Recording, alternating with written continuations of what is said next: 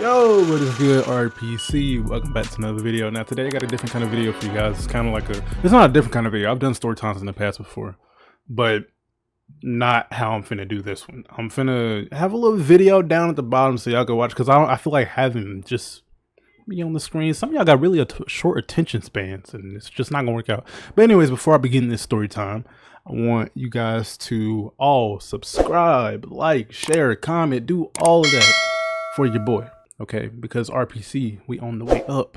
We getting up there, you know. We gonna get on Quan level soon, type shit. But anyways, so yeah, we're just gonna begin the story. I'm gonna drop the gameplay, whatever going on.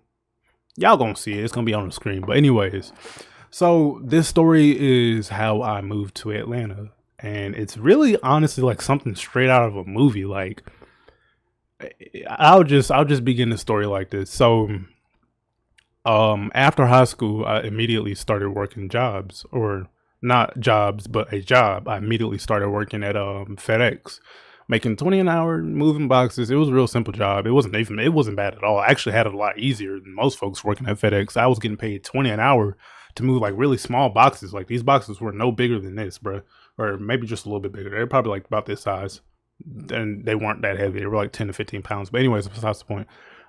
So yeah, I'm over here moving boxes, just like working day to day, every day, 2 to 10, hating my job, like literally hating my job, because 2 to 10, that shift is horrible. Like, if you work 2 to 10, you know that shift is horrible, because you basically go in at the beginning of the day and you get out end of the day. You got no time to do nothing else, like literally. Like, and I was getting out and I was going straight to the gym every day. So yeah, I was working like that kind of shift, like, and just nonstop grinding.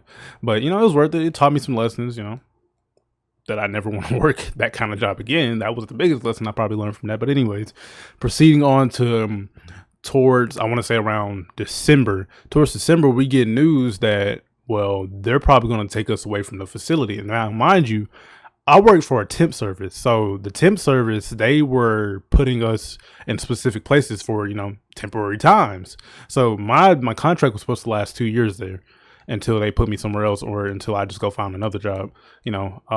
And we were supposed to be moved to another facility, but they didn't give us like any information like that, or telling us, you know, like, okay, well, this is where you guys are going to work at. It was very short notice too, actually.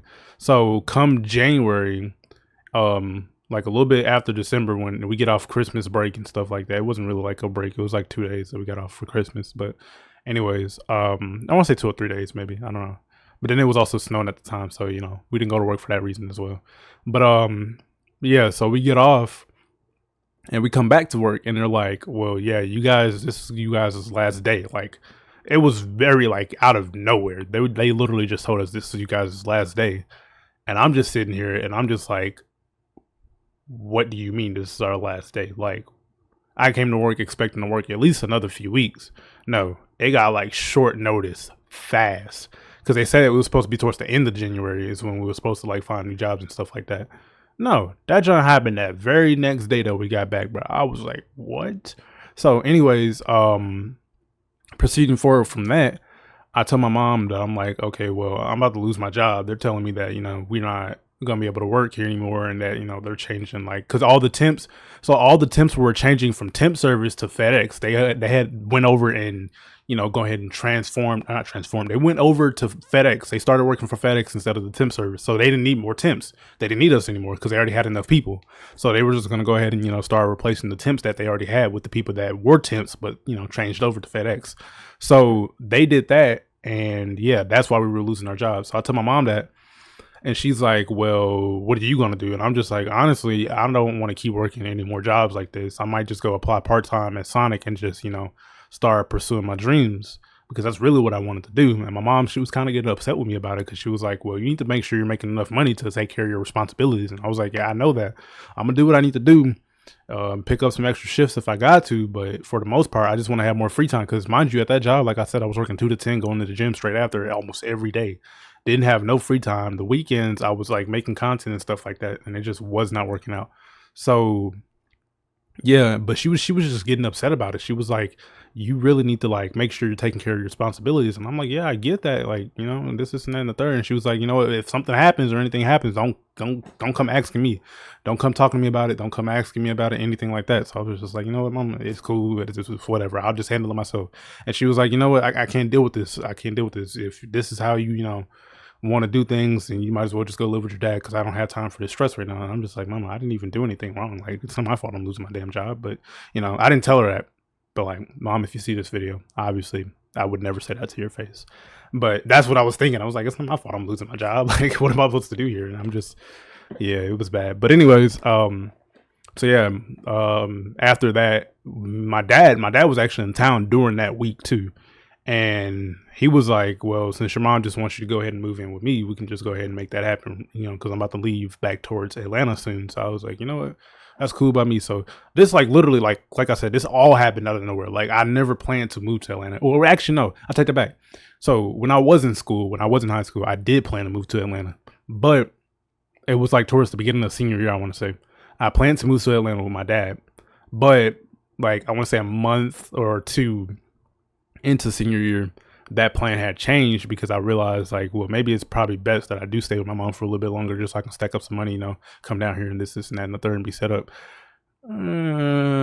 We did plan for me to move in January, but that didn't happen. You know, I didn't have no money stacked up. I was so bad at saving. That's another thing. Like being at FedEx, I was making good money, bro. I ain't gonna lie. But I didn't save nothing, bro. Like I literally had no money saved. So, anyways, that's where the part of where I was saying my life is like a movie. That's where that comes in. Because like, who do you know just ups and leaves their hometown, no money, no plans to leave at all, like just straight up, you know, one day it says, "F it, we ball. I'm just gonna leave, no plans, no nothing," and just straight up. That's like something straight out of a movie. That's why I always say like my life is like a movie. There's like nobody else who I can think of who's done something like that. Or if they have done something like that, then it was like under different circumstances, you know? But in my circumstances, like it was just out of nowhere. Like I just, you know what, said screw it. I'm just gonna move to Atlanta and see whatever happens, you know? That's basically the story of how I moved to Atlanta. Like, yeah. And so this was all back in like January 23rd, 2020, no, 24th of 2024. So yeah, January 24th, 2024 is when I moved down here. So it was like a week or two after I lost my job that I moved down here. So yeah, that's basically the story of how I moved to Atlanta. It's very like I said, it's just something that you see in movies. You don't ever hear about somebody just saying, you know what, screw it, up and leaves, loses their job, up and leaves, and just moves to a whole nother like state. Like what person did? Like it's so unreal, bro. Just thinking about that.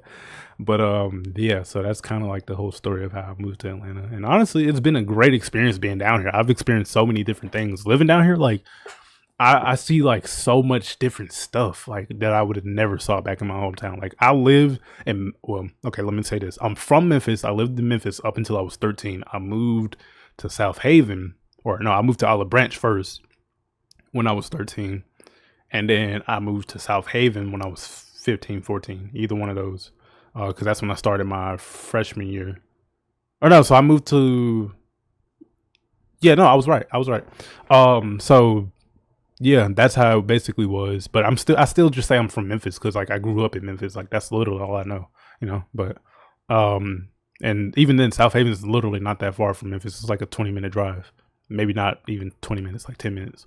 But yeah, so wasn't that far. But anyways, my point being is like I would have never seen some of that stuff that I've seen in Atlanta down there. Like I've been to a bunch of different crazy events and stuff like that, bro. Like the soccer game that just passed by like not that long ago, and I got footage of that too. I'm gonna plug that in. I got footage of that. Like the soccer game that I went to, that joint was lit. Shout out my Uncle Nate.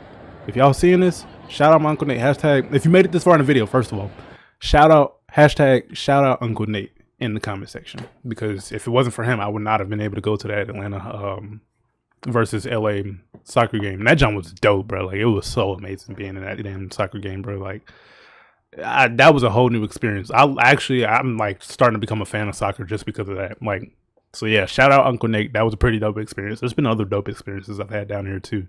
Like going to different like Pont City Market. Like that was dope, bro. Like we ain't got nothing like that in Memphis. Like, so it's just like seeing some stuff like that to me is different. I talk to other native like Atlanteans and they don't think so at all. They think Atlanta's like there's nothing to do down here. I'm just like there's everything to do down here. But then again, I live downtown, so it's different for me. It's very different for me downtown because it's like it's everything's so close by.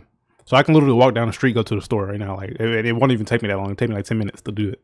You know, so it's like everything is just so close by down here. And so it's really just like a whole different experience. Like even today, I saw a Lamborghini Urus right outside my crib. I was like, what the heck? Like, bro, like I used to dream about having this car and I'm just looking at it dead sitting in front of me, like in person. Like that's some real crazy stuff. And I will have that car. I'm telling y'all, like, that's another thing I want to talk to y'all about, bro. Like, I don't know what it is, but it's just something that just tells me like I got a long way to go. There's so much that I'm gonna be doing. There's so much that I'm gonna have, and it's just like this is just only the beginning of it, you know. But yeah, Atlanta has been amazing so far. I love it. Like I don't regret it at all. You know, it's definitely been an experience for sure, but I don't regret it. I love it down here. But anyways, that's basically it for today's video. If you enjoyed, leave a like, comment, subscribe, do all that jazz because yeah, I would definitely appreciate it. RPC, we are on the way up there, bro. We are currently at what, like 213, 214 subscribers right now.